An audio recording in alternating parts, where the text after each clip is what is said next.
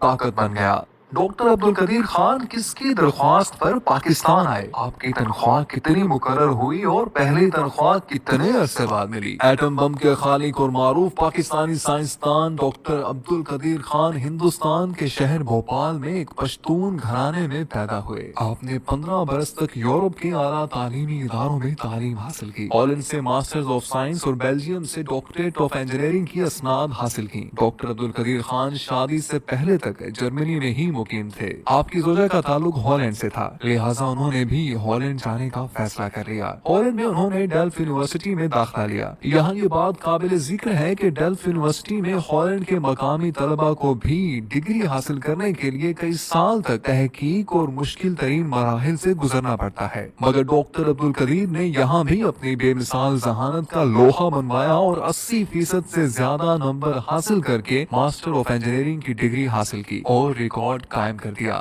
بعد ازاں وہ کچھ عرصہ مشہور پروفیسر برگزر کے ساتھ بطور اسسٹنٹ کام کرتے رہے۔ ان کی صحبت میں رہ کر آپ کی تخلیقی صلاحیتوں کو مزید جلا ملی۔ دلچسپ بات یہ ہے کہ ڈاکٹر عبد القدیر خان پر ہالینڈ کی حکومت نے اہم معلومات چرانے کے الزام میں مقدمہ بھی دائر کیا، لیکن ڈاکٹر عبد القدیر خان کی خوش قسمتی تھی کہ جب ہالینڈ، بیلجیم، برطانیہ اور جرمنی کے پروفیسرز نے ان الزامات کا جائزہ لیا تو انہوں نے ڈاکٹر عبد القدیر خان کو بری کرنے کی سفارش کرتے ہوئے کہا کہ جن معلومات کو چرانے کی بنا پر مقدمہ دائر کیا گیا ہے وہ تو عام کتابوں میں بھی موجود ہیں، جس کے بعد ہالینڈ کی عدالت عالیہ نے ان کو باعزت بری کر دیا۔ آپ 31 مئی 1976 کو پاکستان کے اس وقت کے وزیر اعظم ذوالفقار علی بھٹو کی دعوت پر پاکستان تشریف لائے اور انجینئرنگ ریسرچ لیبارٹریز کے نام سے پاکستانی ایٹمی پروگرام پر کام شروع کیا۔ بعد ازاں 1 مئی 1981 کو اس ادارے کا نام صدر پاکستان جنرل محمد ضیاء الحق نے تبدیل کر کے doctor A.Q. Khan research laboratories رکھ دیا۔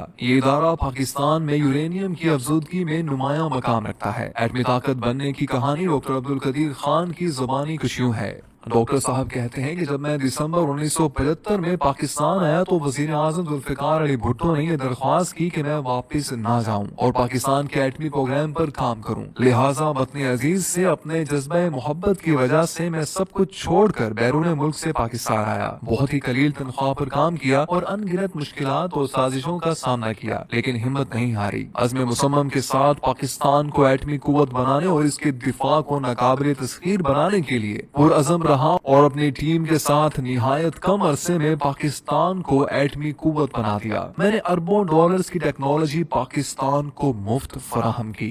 مجھے ایٹامک انرجی کمیشن میں مشیر لگا دیا گیا اور میری تنخواہ 3000 روپے مقرر کی گئی، جو مجھے 6 ماہ بعد ملی۔ مختلف طرح کی رکاوٹوں کی اطلاع وزیر اعظم ذوالفقار علی بھٹو کو ہوئی تو بھٹو صاحب جو اس وقت لاہور میں تھے انہوں نے مجھے فوراً بلا لیا۔ میں نے حقائق سے آگاہ کیا تو کہنے لگے مجھے 2 دن دے دیں، میں حالات ٹھیک کر دوں گا۔ 2 دن بعد مجھے جنرل امتیاز کا فون آیا کہ شام 5 بجے آغا شاہی کے دفتر میں میٹنگ ہے۔ میں پہلی مرتبہ آغا شاہی غلام اسحاق خان اور AGN قاضی سے ملا۔ دوسرے دن پھر بلایا اور یہ کہا کہ میرے مشوروں کو قبول کر لیا گیا ہے، کل سے یہ پروگرام علیحدہ ہوگا اور میں اس کا سربراہ ہوں گا۔ پھر ٹھیک 2 دن بعد بھٹو صاحب نے میٹنگ بلا لی اور خوش آمدید کہنے کے بعد مجھ سے کہا کہ بتاؤ کیا چاہیے۔ میں نے کہا کہ فوج کی کور آف انجینئرز کی ایک ٹیم چاہیے۔ جنرل ضیاء الحق جو اس وقت آرمی چیف تھے اور میٹنگ میں شریک تھے انہوں نے کہا کہ وہ کام کر دیں گے۔ بعد ازاں جنرل ضیاء الحق نے جب اختیار سنبھالا تو اس کے 3 ماہ بعد ہی انہوں نے ایٹمی پروگرام کو اول ترجیح دینا شروع کر دی اور مہینے میں کم از کم 2 مرتبہ ضرور وہ اور جنرل ضامن نقوی مجھ سے تفصیلی ملاقات کرتے تھے۔ 1979 کے وسط میں مغربی ممالک کو ہمارے پروگرام کی بھنک پڑ گئی۔ جنرل ضیاء اور غلام اسحاق خان صاحب کو بڑی فکر ہوئی کہ سامان کی درآمد پر پابندی سے ہمارا پروگرام بند نہ ہو جائے، لیکن اتنا ضرور تھا کہ 1981 کے اواخر میں ہم نے بہت ترقی کر لی تھی اور ہمیں یقین تھا کہ ہم بہت جلد کامیابی حاصل کر لیں گے۔ ڈاکٹر قدیر خان نے یہ بھی لکھا ہے کہ جب کوہٹا میں ریسرچ لیبارٹری زیر تعمیر تھی تو وہ سہارا میں پائلٹ پروجیکٹ چلا رہے تھے۔ انہی ایام کی بات ہے کہ اس وقت کے فرانسیسی فرسٹ سیکرٹری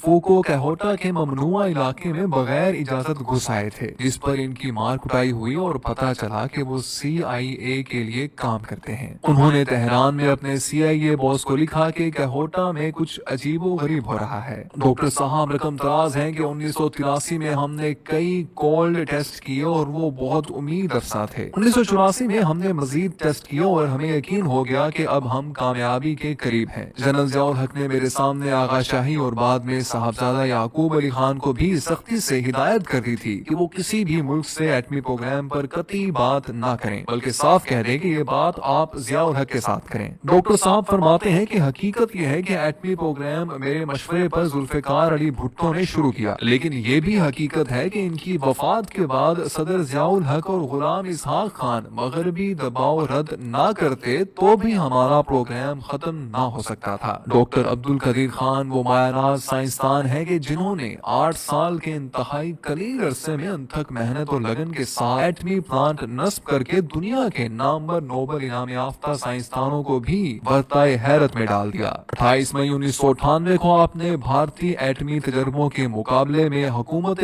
وقت سے تجرباتی ایٹمی دھماکے کرنے کی درخواست کی۔ بالآخر وزیر اعظم میاں محمد نواز شریف نے چاغی کے مقام پر 6 کامیاب تجرباتی ایٹمی دھماکے کیے۔ اس موقع پر ڈاکٹر عبد القدیر خان نے پورے عالم کو پیغام دیا کہ ہم نے پاکستان کا دفاع ناقابل تسخیر بنا دیا ہے۔ یوں آپ پوری دنیا میں مقبول عام ہوئے۔ سعودی مفتی اعظم نے عبد القدیر خان کو اسلامی دنیا کا ہیرو قرار دیا اور اس وقت سعودی حکمرانوں نے پاکستان کے لیے خام حالت میں تیل مفت فراہم کرنے کا فرمان جاری کیا۔ مغربی دنیا نے پروپیگنڈے کے طور پر پاکستانی ایٹم بم کو اسلامی بم کا نام دیا، جسے ڈاکٹر عبد القدیر خان نے بخوشی قبول کیا۔ پرویز مشرف دور میں پاکستان پر لگنے والے ایٹمی مواد دوسرے ممالک کو فراہم کرنے کے الزام کو ڈاکٹر عبد القدیر نے ملک کی خاطر سینے سے لگایا اور نظر بد رہے۔ ڈاکٹر عبد القدیر صاحب بہت اچھے لکھاری بھی ہیں، ادب سے آپ کو گہرا لگاؤ ہے۔ یہ ان کے اپنے ہی اشعار ہیں جن کو انہوں نے اپنے دکھ اور کرب کے اظہار کا ذریعہ بنانے کی کوشش کی ہے۔ اس قدر مشکلیں جھیلیں اور بعد ازاں مسلسل نظر بندی کے بعد یہ کہنے پر مجبور ہو گئے، اس ملک کے بے مثال میں ایک مجھ کو چھوڑ کر ہر شخص بے مثال ہے اور باکمال ہے۔ گزر تو خیر گئی ہے تیری حیات قدیر، ستم ظریف مگر کوفیوں میں گزری ہے۔ اگر یہ کہا جائے تو بے جانا ہوگا کہ قائد اعظم محمد علی جناح نے پاکستان بنایا اور ڈاکٹر عبد القدیر خان نے اس کا دفاع ناقابل تسخیر بنایا۔